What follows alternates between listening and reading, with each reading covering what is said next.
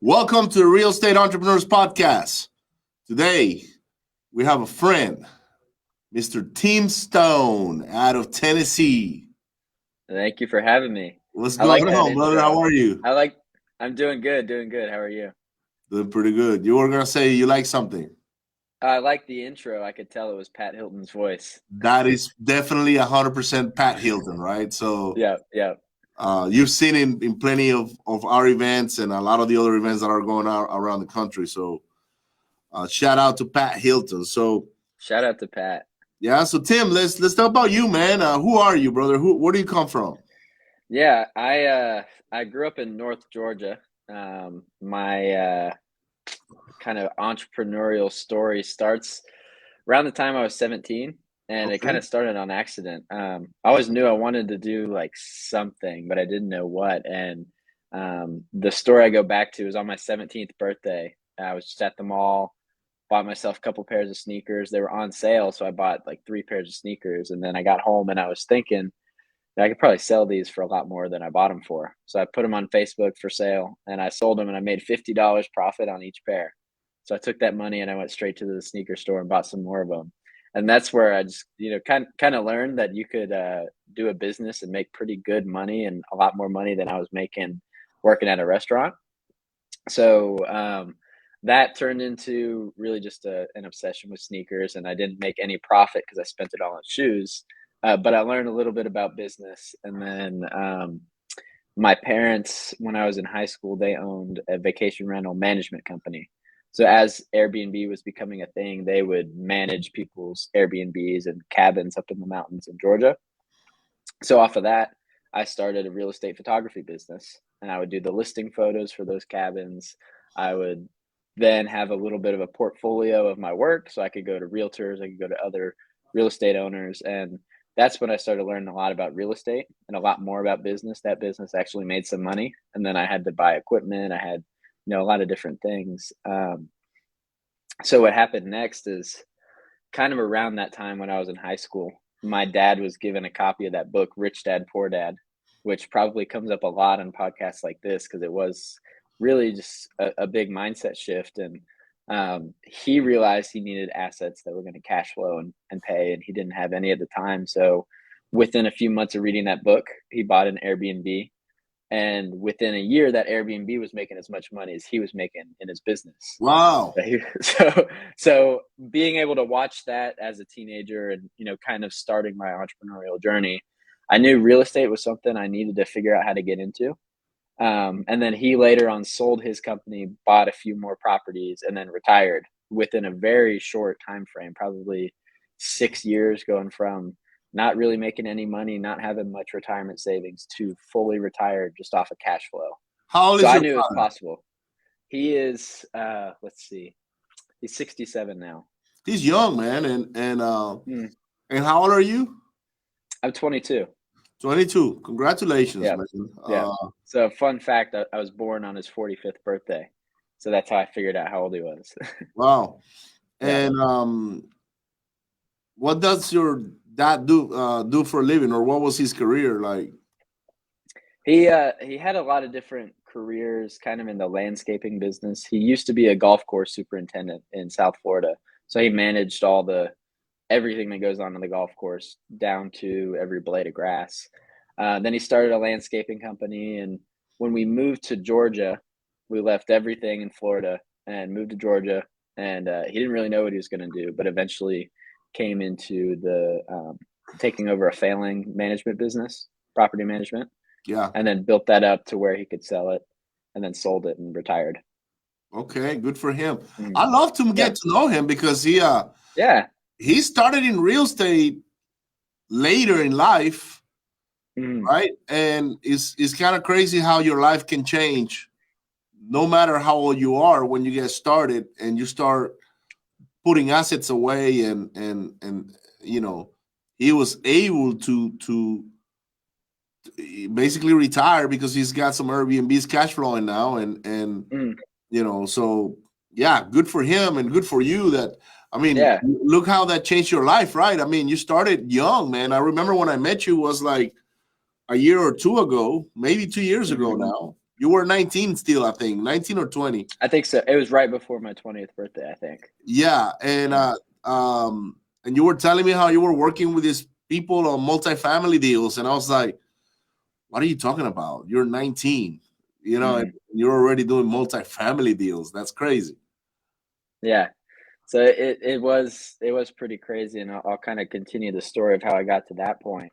I had the real estate photography business. That was my way to network with people and make some money. And then I moved to Chattanooga, Tennessee for college, and that's also how I was paying for college. So I was paying cash for college. My parents were still building their portfolio. We didn't have any money. They weren't paying for college.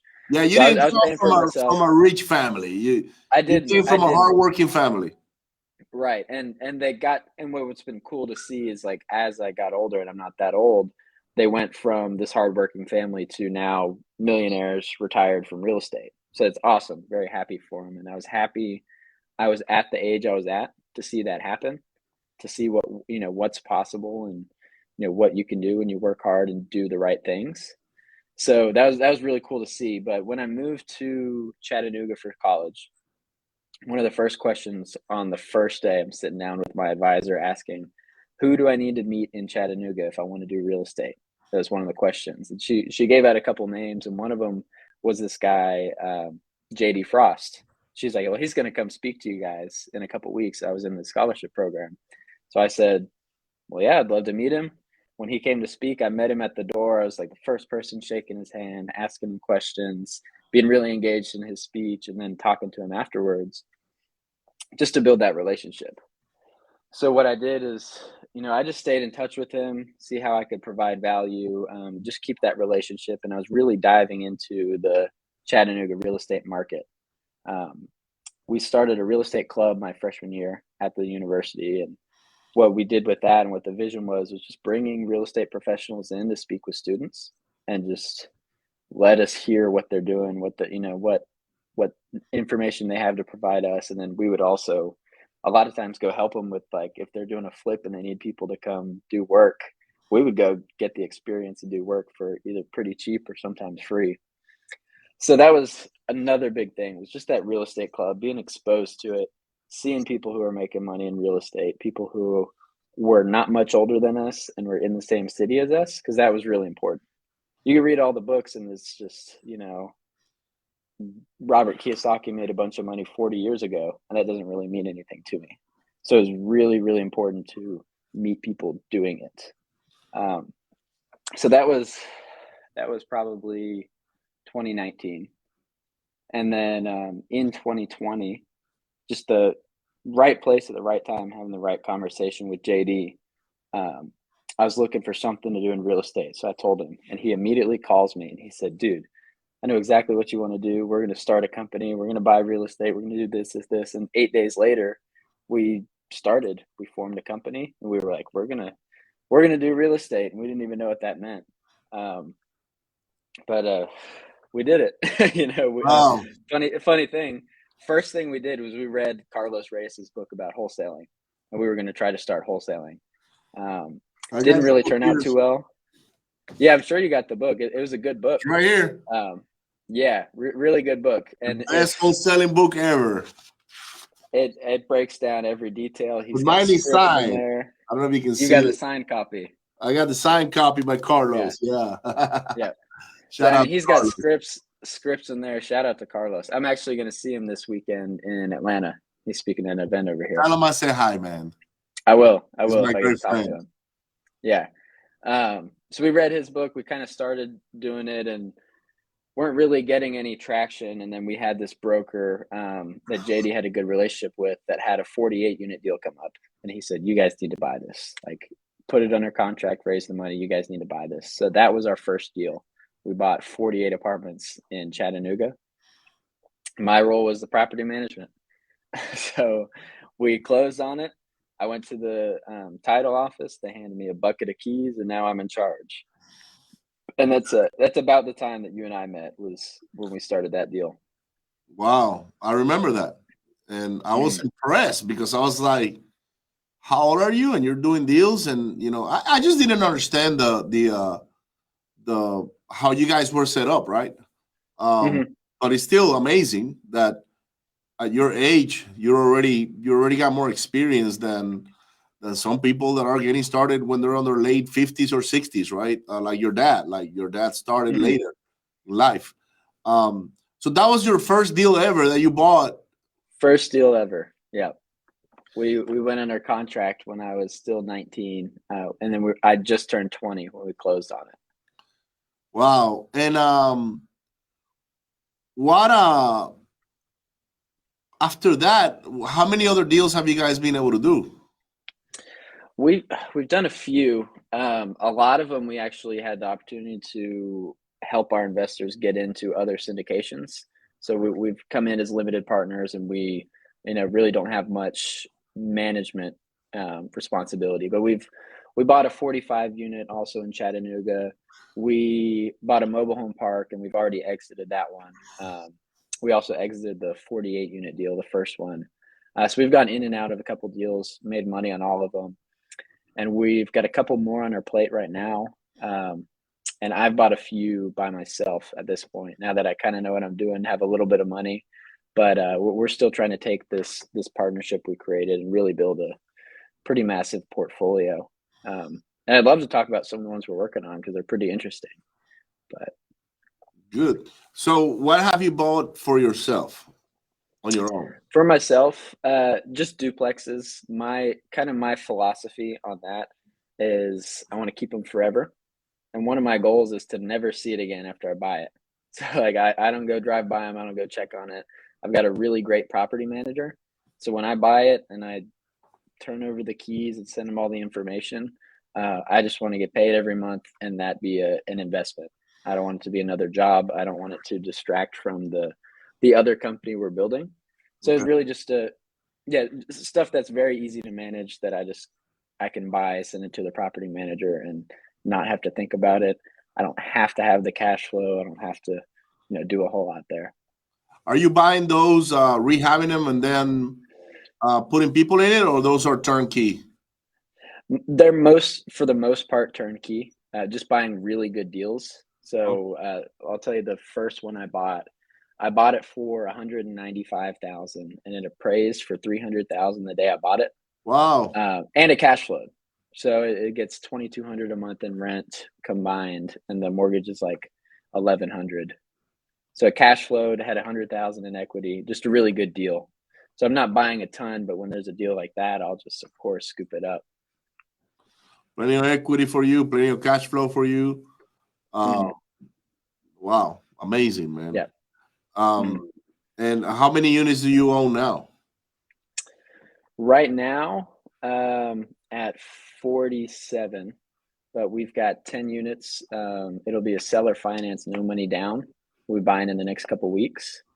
And then we're gonna come into a 90 unit deal out of Murfreesboro, Tennessee. Hopefully, we're still in some final negotiations, but that's another one that's going to be a seller finance deal.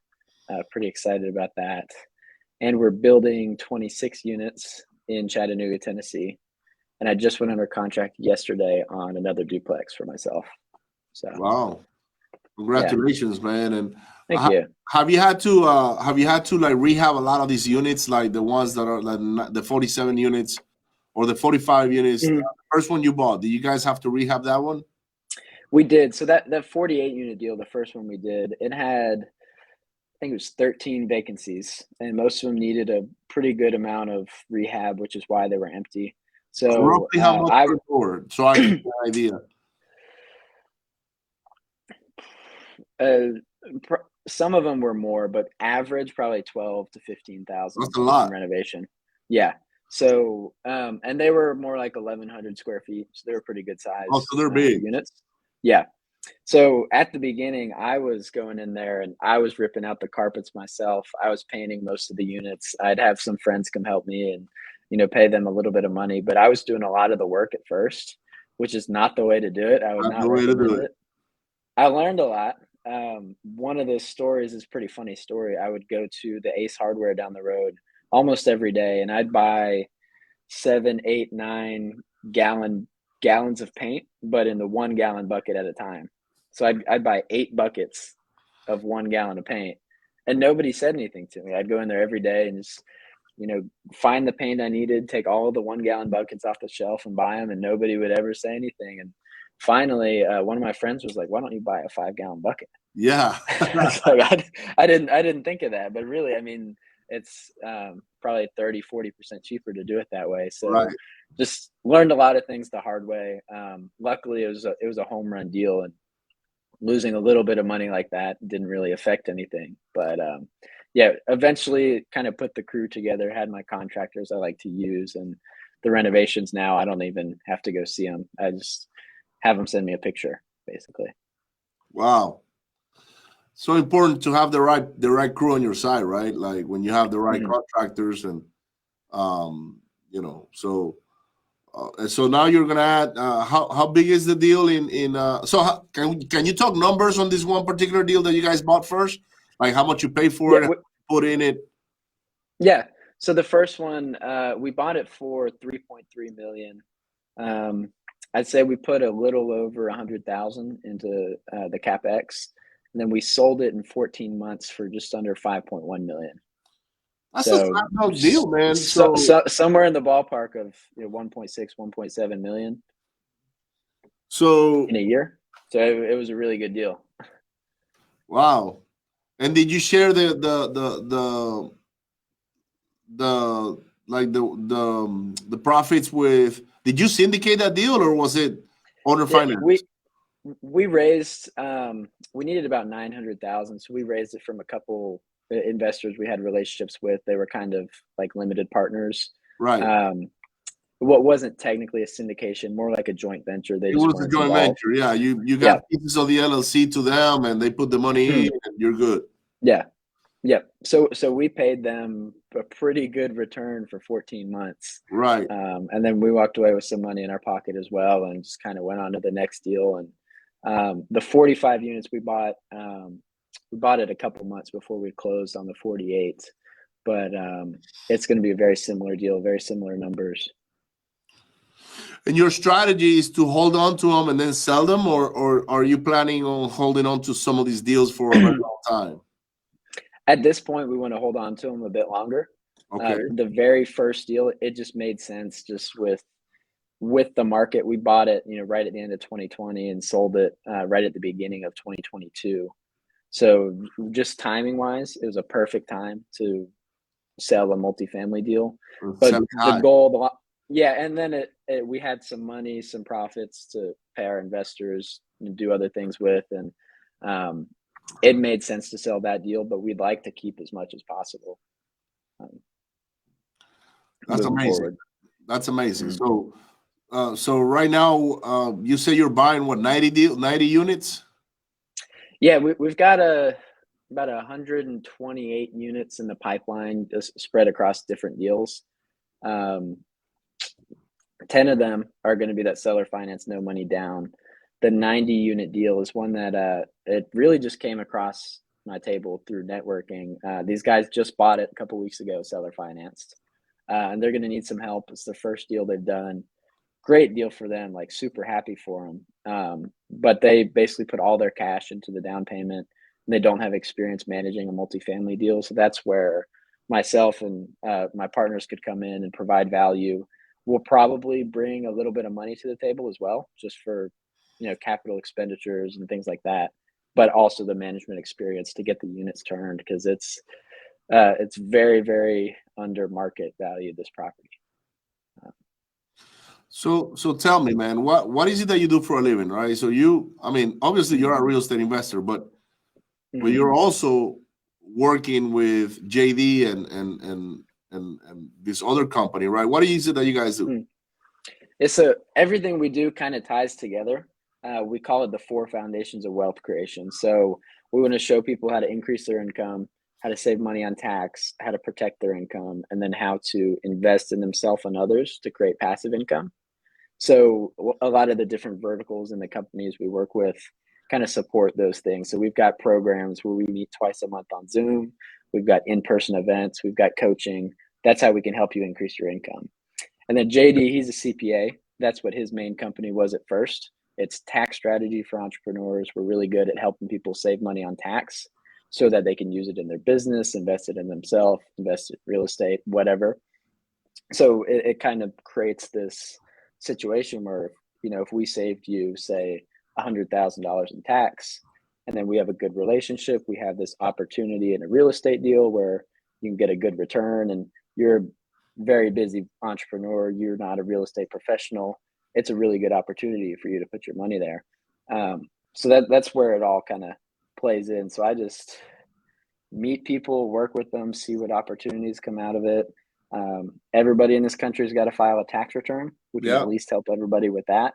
But then it's just building that relationship. Where else can we help you? Can we bring capital to a real estate deal? Is that something that makes sense? Or you have capital you can bring to our real estate deal, we can get you a return. Or, you need to protect your income. We have a life insurance company if that's something that makes sense in your situation. So there's a lot of different ways we can help people, and it all kind of falls into the same stream, the same goal of those 4 foundations. So it's hard to describe what I do, but it's mostly real estate, but it's kind of just providing solutions and consultation. Right. So can you talk about the 4 pillars of the foundation? Yeah. So the first one is increasing your income. The best way we can help people increase their income, and really just one of the principles I believe in the most about increasing your income, is meeting more people. Like, The more hands you shake, yeah, the more money you make. exactly. The more hands you shake, the more money you make. So we try to create opportunities where you can meet more people. Excuse me. We do networking events. We do a big annual conference every year. It's going to be May 19th in Dallas, Texas. It's going to be awesome. We do online kind of networking / personal development calls where because it all starts with you. Increasing your income starts with you. So Right. increasing your skills, increasing your network, just increasing your activity, whatever you're doing. So that's the main way we believe we can help you increase your income, is get involved with what we're doing, meeting new people, getting new ideas, working on your skills, working on yourself.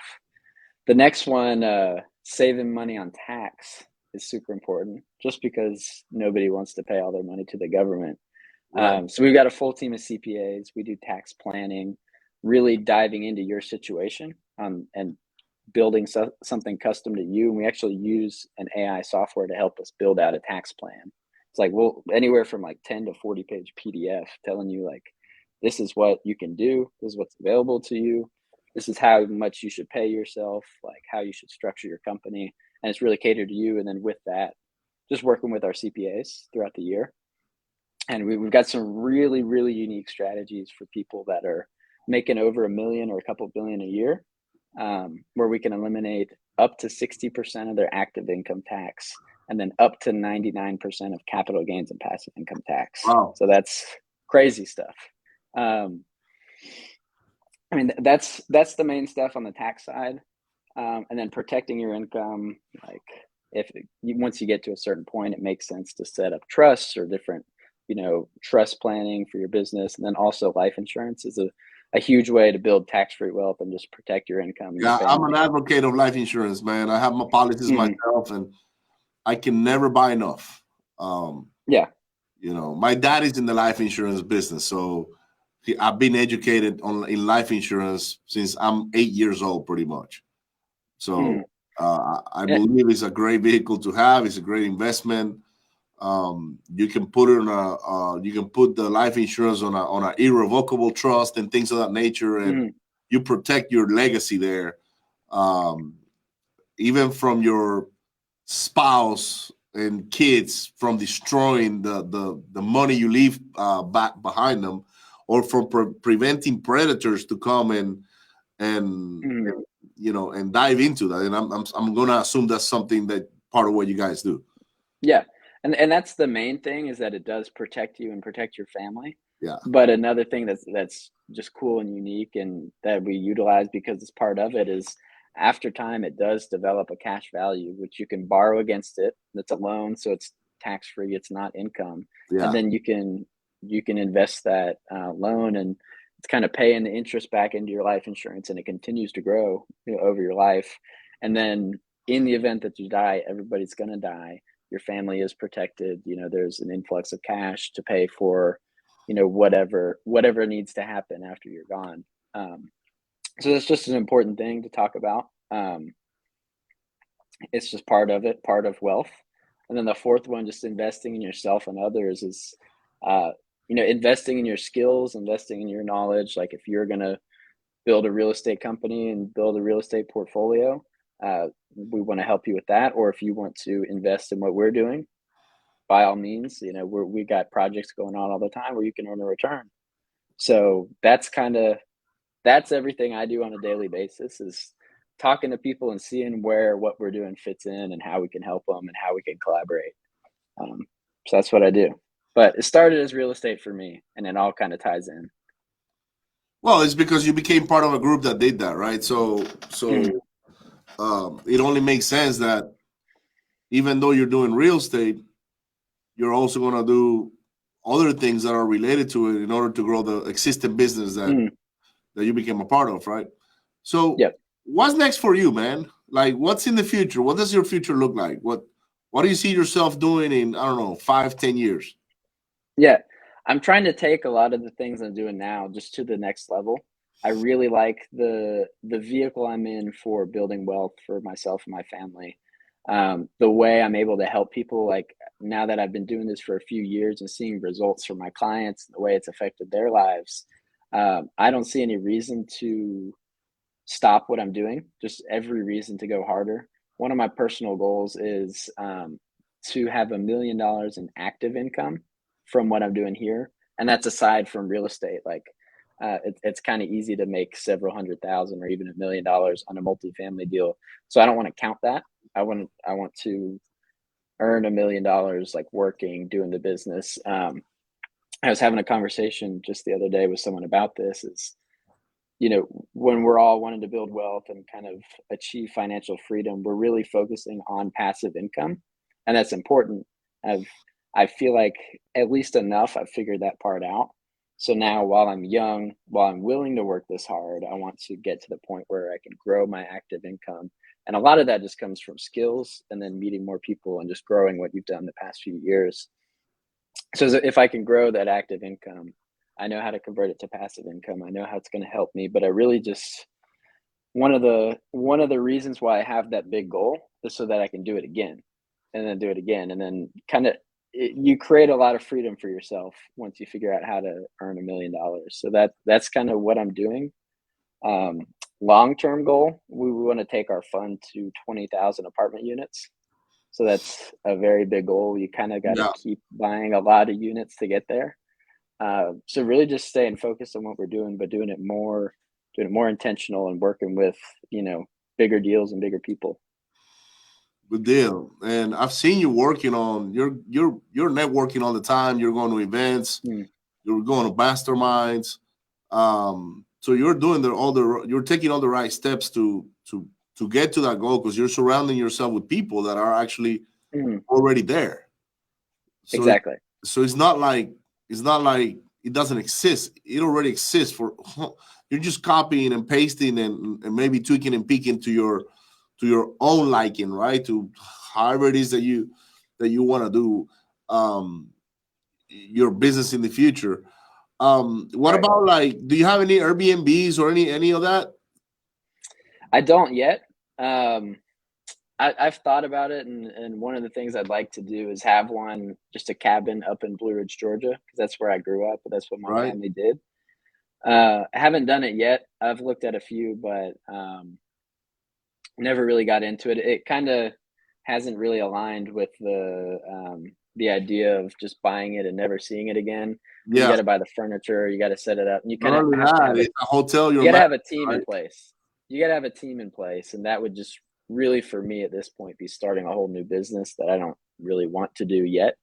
Now, of course, there's management options, but I think it's a good strategy, and there's a lot of markets, especially over here, just in the areas I've lived in, that you can make a lot of money doing it. I just And you're try to still in try try Chattanooga, to. right? I actually, in the last few months, moved to Atlanta. So you I live in go back Atlanta and now. forth. I live in Atlanta now, so I go to Chattanooga about 2 days a week because it's not too far away, and we've got a lot of stuff I kind of got to deal with up there. But yeah, living in Atlanta, it's a whole different world. Networking is a lot different in Atlanta than it is in Chattanooga, I'll tell you. What part of Atlanta are you at?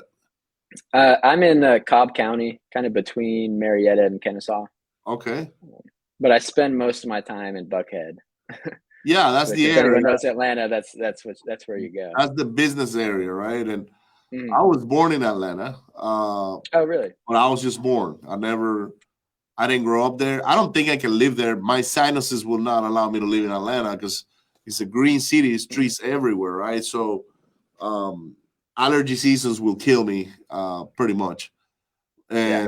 And right now I'm going through some here in Houston, but yeah, I was born in Atlanta. And yeah, it's a lot different than Chattanooga. I've been to Chattanooga, Hmm. visiting my friend David Oles, who you also know, right? Yep. Yep. And did he ever go talk to you guys when you guys were having the meetups in your college?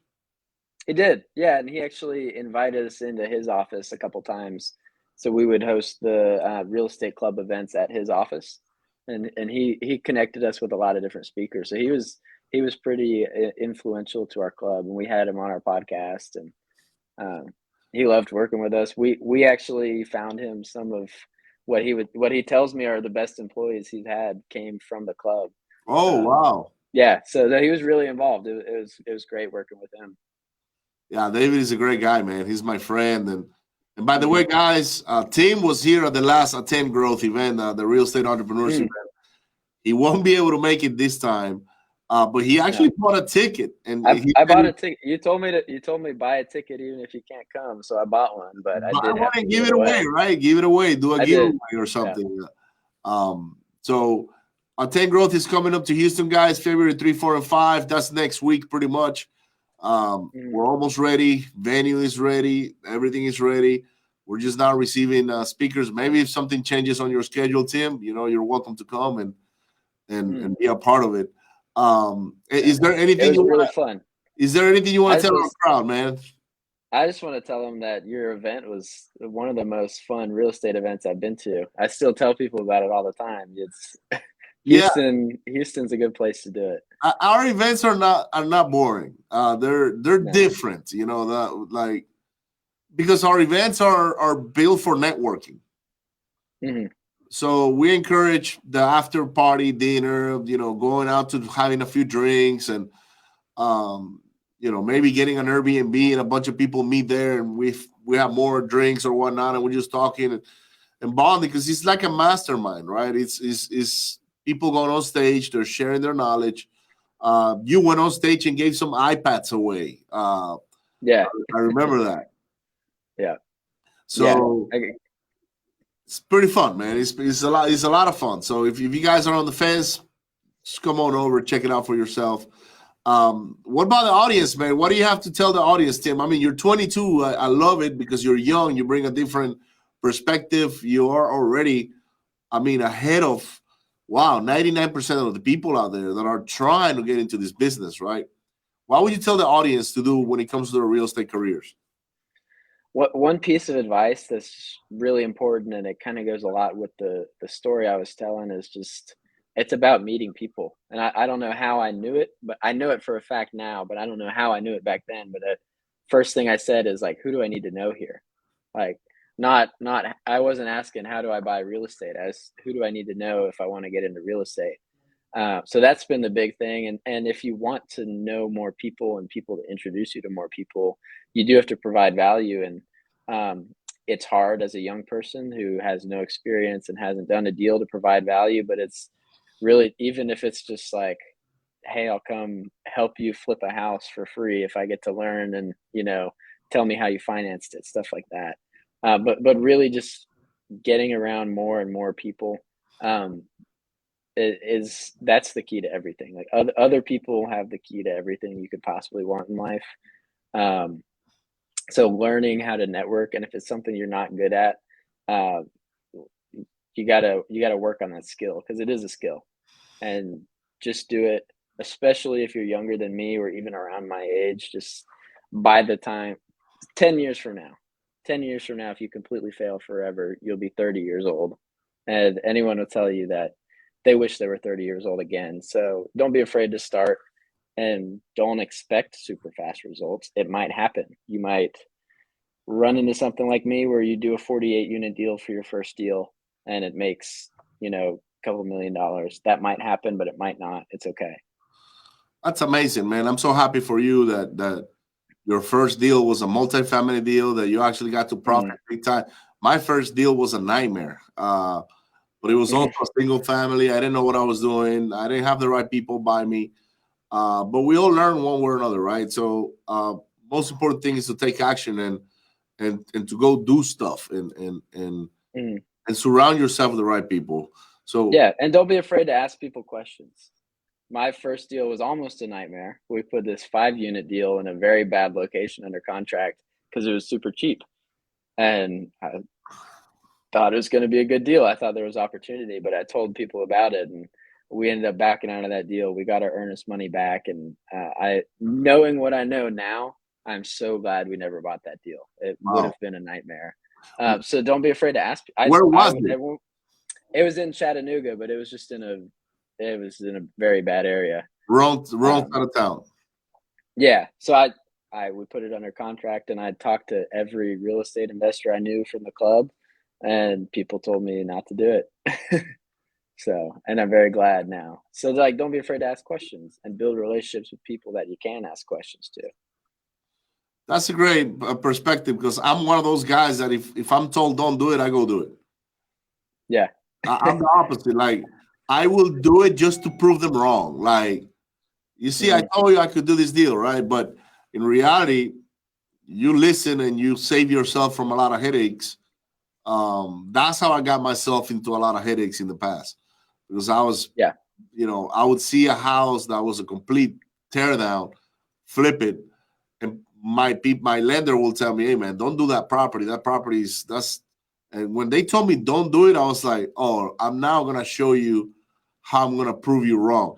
And at the end of the day, I was right. But honestly, I had a lot of headaches getting there, right? So and I think that deal could have made money if I had that mindset and really went hard at it, but it just wasn't worth it. And it was like a 5-unit for $200,000. I mean, if you just look at those numbers, it doesn't sound like something anyone would want to buy. Yeah. But because it was so cheap was why I was attracted to it, and that was a good lesson to learn. And luckily, we learned it the easy way. Wow, I'm so happy for you. All right, man. Well, thank you so much for coming in, Tim, today. I appreciate you. I appreciate that you're sharing your experience with our crowd. If you can do this, you're 22. Anybody can. I mean, I tell people all the time that the time is always now. It's the time is always like right now. Don't wait another year or 10 years of education or whatnot. You're a proven example that you got. Even though you went to college and you did all the things, you started networking. You created a real estate club in college. You started bringing investors in it, learning from those guys. And by the time you were 19, you were getting already set up on your first deal. And then later on in life, it pay you a lot more money than most people make in a year. I'm not going to ask you how much money you made or anything like that, but I know it was a good paycheck. So, it's a proven example that, you know what? It doesn't matter if you're 20 or 60, the day to start is today. So, thank you so much, Tim, for being here, man. And I'll see you on the next one, guys. Yep. Thank you. Thanks for